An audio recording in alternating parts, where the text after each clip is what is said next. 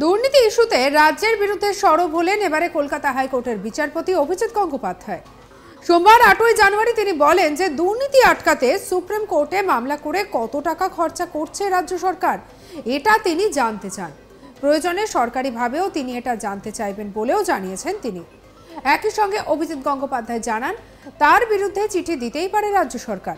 তার নির্দেশের ফলে রাজ্যের শাসক দলের শীর্ষস্তর থেকে নিচের তলায় বেশ কয়েকজন নেতাই জেলে রয়েছেন, আর এর জন্য নাকি তার উপর রাজ্যের শাসক দলের যত রাগ। একই সঙ্গে এ প্রসঙ্গে তিনি এও জানান যে বিচারপতি অমৃতা সিনহার স্বামী একজন আইনজীবী, তিনি আসামি নন। তার কণ্ঠস্বরের নমুনা নেওয়ার তোড়জোড় চলছে, অথচ যিনি আসামি তাকে হাসপাতালে রেখে দেওয়া হয়েছে। কণ্ঠস্বরের নমুনা পরীক্ষা করতে দেওয়া হচ্ছে না। একই সঙ্গে এদিন বিচারপতি গঙ্গোপাধ্যায় জানান যে কিভাবে রাজ্য চলছে সেটা সবাই দেখতে পাচ্ছেন।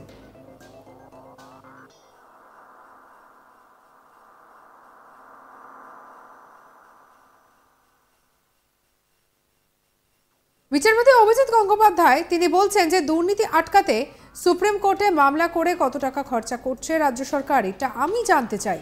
প্রয়োজনে সরকারিভাবেও আমি এটা জানতে চাইব। আমার বিরুদ্ধে চিঠি দিতেই পারে রাজ্য সরকার। আমার নির্দেশে রাজ্যের শাসক দলের উপর থেকে নিচ পর্যন্ত বেশ কয়েকজন নেতা জেলে রয়েছেন, তাই ওদের আমার ওপর যত রাগ। বিচারপতি অমৃতা সিনহার স্বামী একজন আইনজীবী, তিনি আসামি নন। তার কণ্ঠস্বরের নমুনা নেওয়ার তোড়জোড় চলছে, অথচ যিনি আসামি তাকে হাসপাতালে রেখে দেওয়া হচ্ছে। কণ্ঠস্বরের নমুনা পরীক্ষা করতে দেওয়া হচ্ছে না।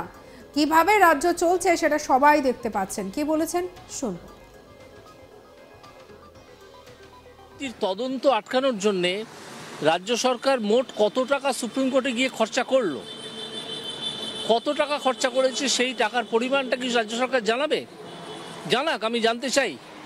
তা না হলে আমি অন্যভাবে জানতে চাইবো। অফিসিয়ালি আজকে আমি আপনাদের থ্রু দিয়ে জানতে চাইছি, আগের দিনও চেয়েছি, এরপর অফিসিয়ালি জানতে চাইবো যে মোট কত টাকা খরচা করা হয়েছে দুর্নীতিকে আটকানোর জন্যে বিভিন্ন মামলা মোকদ্দমা করে। এগুলো জানাক। আমার বিরুদ্ধে সেটি তো লেখাই যেতে পারে, লিখুন না।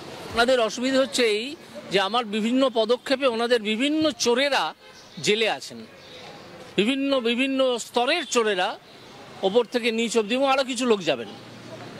এটাই রাগ, এছাড়া তো আর অন্য কিছু কারণ আমি খুঁজে পাচ্ছি না। জাস্টিস অমৃতা সিনহার হাজবেন্ডের কণ্ঠস্বরের পরীক্ষা, তিনি কি আসামি? যিনি আসামি তার কণ্ঠস্বরের পরীক্ষার কোনো চেষ্টা রাজ্য সরকার করলো না। একটা হসপিটালকে ব্যবহার করে তাকে আটকে রাখলো, তাও রাখতে পারেনি। অথচ একজন উকিল যদি তিনি ওকালতি করেই থাকেন কারো হয়ে, তার কণ্ঠস্বরের পরীক্ষা চাই কেন? এটা কি ধরনের রাজ্য চলছে, কি ধরনের অ্যাডমিনিস্ট্রেশন আমরা বুঝতে পারছি সকলেই। দেখা যাক কতদিন চলে, কতদিন আইনের মুখোমুখি হয়ে তারা কতদিন এইসব চালাতে পারেন আমরা দেখি। তবে তিনি আরো বলেন যে মাঝে মাঝে মনে হয় যে একদল চোর সুপ্রিম কোর্টে আবেদন জানাতে পারেন যে চৌর্যবৃত্তি করে তাদের জীবন জীবিকা চলে। যদি চুরি বন্ধ হয় তাহলে তাদের জীবন জীবিকা বন্ধ হয়ে যাবে, তাই অবাধে চুরি করার অধিকার দেওয়া হোক। কি বলেছেন শুনবো বিচারপতি গঙ্গোপাধ্যায়ের কথা। তবে আমার এখন মাঝে মাঝে মনে হয় যে একদল চোর একটা অ্যাপ্লিকেশন হয়তো কোনোদিন করে বসবে সুপ্রিম কোর্টে, বিরাট উকিলদের দাঁড় করিয়ে, যে আমরা চৌর্যবৃত্তি করে বাঁচি, আমাদের বিষয় সম্পত্তি সব চুরিচামারি করেই তৈরি করা। যদি এটা বন্ধ হয়ে যায় তাহলে আমাদের জীবন এবং জীবিকার অসুবিধে হবে।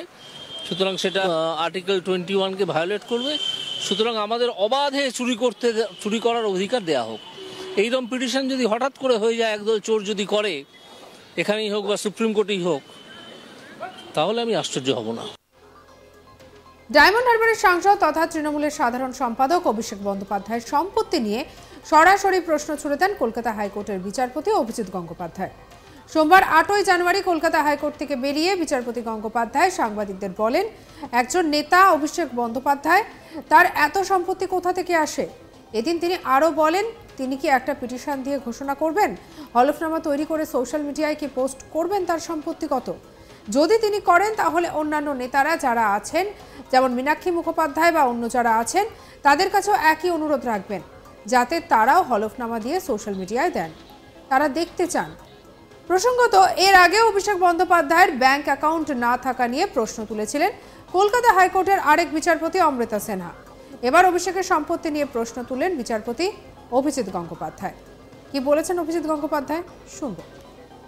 একজন নেতা অভিষেক বন্দ্যোপাধ্যায়, তার এত সম্পত্তি কোথা থেকে আসে? তিনি কি একটা এফিডেভিট অফ অ্যাসেটস দিয়ে ডিক্লেয়ার করবেন? এফিডেভিট তৈরি করে সোশ্যাল মিডিয়াতে কি পোস্ট করবেন যে তার এফিডেভিট অ্যাসেটস কত? সেটা করতে পারবেন? যদি তিনি করেন, আমি তাহলে অন্যান্য ইকুইভ্যালেন্ট নেতা যেমন মীনাক্ষী মুখোপাধ্যায় বা অন্য যারা আছেন তাদের কাছেও একই অনুরোধ রাখবো যে আপনারাও ওই এফিডেভিট অফ অ্যাসেটস করে সোশ্যাল মিডিয়ায় দিন। আমরা দেখতে চাই, সাধারণ মানুষ হিসেবে আমরা দেখতে চাই যে কার কত সম্পত্তি আছে, কে কত সম্পত্তি করেছেন এবং কার সম্পত্তি করার কতটা সোর্স ছিল, কতটা সম্পত্তি করার। এটা কি করতে পারবেন? অর্থাৎ একেবারে কড়া ভাষায় একটার পর একটা বক্তব্য রেখে গেলেন জাস্টিস গাঙ্গুলি। আর দুর্নীতি ইস্যুতে তিনি বারবার সরব হয়েছেন। এদিন সাংবাদিকদের মুখোমুখি হয়ে বলা যায় তিনি যেন একাধিক বিষয় নিয়ে তার প্রশ্নবাণ তিনি একেবারে ছুড়ে দিলেন। দুর্নীতি ইস্যুতে রাজ্যের বিরুদ্ধে তিনি একেবারে সরব হয়েছেন কলকাতা হাইকোর্টের বিচারপতি অভিজিৎ গঙ্গোপাধ্যায়। সোমবার 8ই জানুয়ারি তিনি বলেন যে দুর্নীতি আটকাতে সুপ্রিম কোর্টে মামলা করে কত টাকা খরচা করছে রাজ্য সরকার, এটা তিনি জানতে চান। প্রয়োজনে সরকারিভাবেও তিনি এটা জানতে চাইবেন বলেও জানিয়েছেন।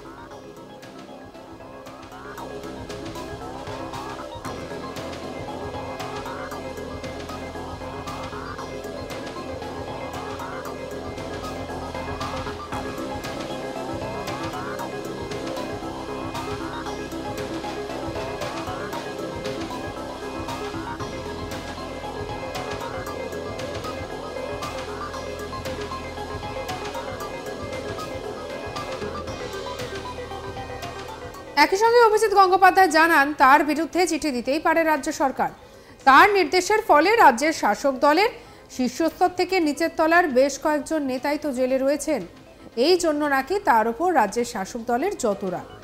একই সঙ্গে এ প্রসঙ্গে তিনি জানান বিচারপতি অমৃতা সিনহার স্বামী একজন আইনজীবী।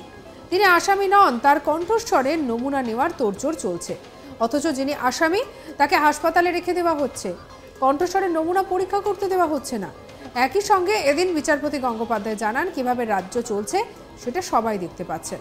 কি বলেছেন অভিজিৎ গঙ্গোপাধ্যায়, শুনব। তদন্ত আটকানোর জন্য রাজ্য সরকার মোট কত টাকা সুপ্রিম কোর্টে গিয়ে খরচা করলো, কত টাকা খরচা করেছে সেই টাকার পরিমাণটা কি রাজ্য সরকার জানাবে? জানাক, আমি জানতে চাই। তা না হলে আমি অন্যভাবে জানতে চাইবো। অফিসিয়ালি আজকে আমি আপনাদের থ্রু দিয়ে জানতে চাইছি, আগের দিনও চেয়েছি, এরপর অফিসিয়ালি জানতে চাইবো যে মোট কত টাকা খরচা করা হয়েছে দুর্নীতিকে আটকানোর জন্যে বিভিন্ন মামলা মোকদ্দমা করে। এগুলো জানাক। আমার বিরুদ্ধে সেটি তো লেখাই যেতে পারে, লিখুন না। ওনাদের অসুবিধা হচ্ছে এই যে আমার বিভিন্ন পদক্ষেপে ওনাদের বিভিন্ন চোরেরা জেলে আছেন, বিভিন্ন স্তরের চোরেরা, ওপর থেকে নিচ অবধি, এবং আরও কিছু লোক যাবেন। এটাই রাগ, এছাড়া তো আর অন্য কিছু কারণ আমি খুঁজে পাচ্ছি না। জাস্টিস অমৃতা সিনহার হাজবেন্ডের কণ্ঠস্বরের পরীক্ষা। তিনি কি আসামি? যিনি আসামি তার কণ্ঠস্বরের পরীক্ষার কোনো চেষ্টা রাজ্য সরকার করলো না। একটা হসপিটালকে ব্যবহার করে তাকে আটকে রাখলো, তাও রাখতে পারেনি। অথচ একজন উকিল যদি তিনি ওকালতি করেই থাকেন কারো হয়ে, তার কণ্ঠস্বরের পরীক্ষা চাই কেন? এটা কি ধরনের রাজ্য চলছে, কি ধরনের অ্যাডমিনিস্ট্রেশন আমরা বুঝতে পারছি সকলেই। দেখা যাক কতদিন চলে, কতদিন আইনের মুখোমুখি হয়ে তারা কতদিন এইসব চালাতে পারেন আমরা দেখি। সঙ্গে রাখুন আজ তাক বাংলার ইউটিউব চ্যানেলকে। অন্যান্য খবরের জন্য লাইক করুন, শেয়ার করুন, সাবস্ক্রাইব করুন আজ তাক বাংলার ইউটিউব চ্যানেল।